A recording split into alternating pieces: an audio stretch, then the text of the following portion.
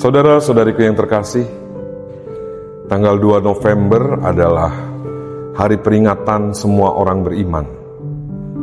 Dan dalam kesempatan ini, saya mengajak kita semua untuk mempelajari satu hal yang khas dalam gereja Katolik, yaitu api penyucian atau purgatorium.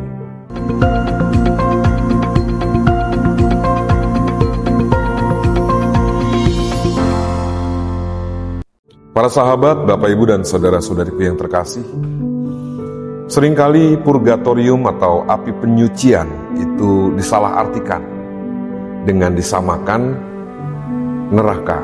Padahal yang sebenarnya purgatorium atau api penyucian adalah satu tempat di mana jiwa-jiwa yang sudah dipanggil Tuhan itu disiapkan, dimurnikan, seperti emas yang dimurnikan dengan api dalam satu kondisi untuk masuk ke dalam surga yang kekal, surga yang agung, surga yang kudus.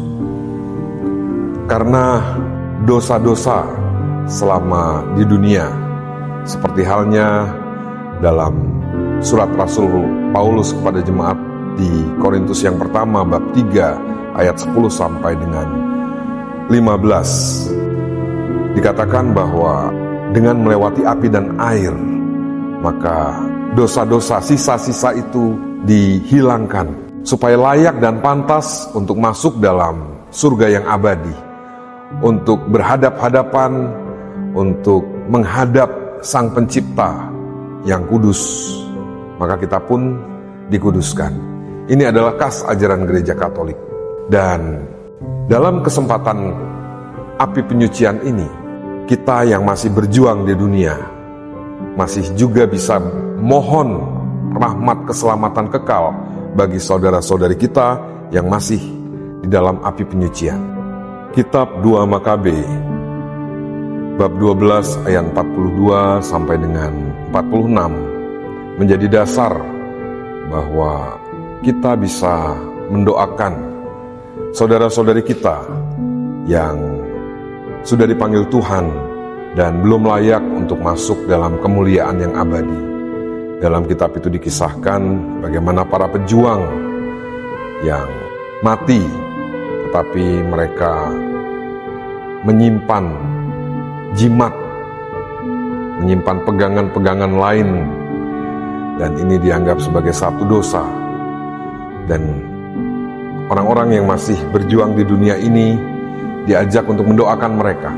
Inilah dasar bahwa kita juga pada kesempatan ini disadarkan bahwa kita masih satu dalam doa, terutama doa-doa kita masih berguna untuk saudara-saudari kita yang telah dipanggil Tuhan, terutama mereka yang masih dalam api penyucian. Maka saudara-saudariku yang terkasih, marilah kita menyadari bahwa Allah sungguh ingin menyelamatkan. Allah sungguh ingin bersatu secara penuh. Salah satunya adalah dengan api penyucian. Api penyucian membawa manusia, orang beriman, untuk masuk dalam kemurnian yang utuh, agar dapat bersatu secara penuh dengan Allah Bapa. Kita patut bersyukur atas iman ini. Terima kasih.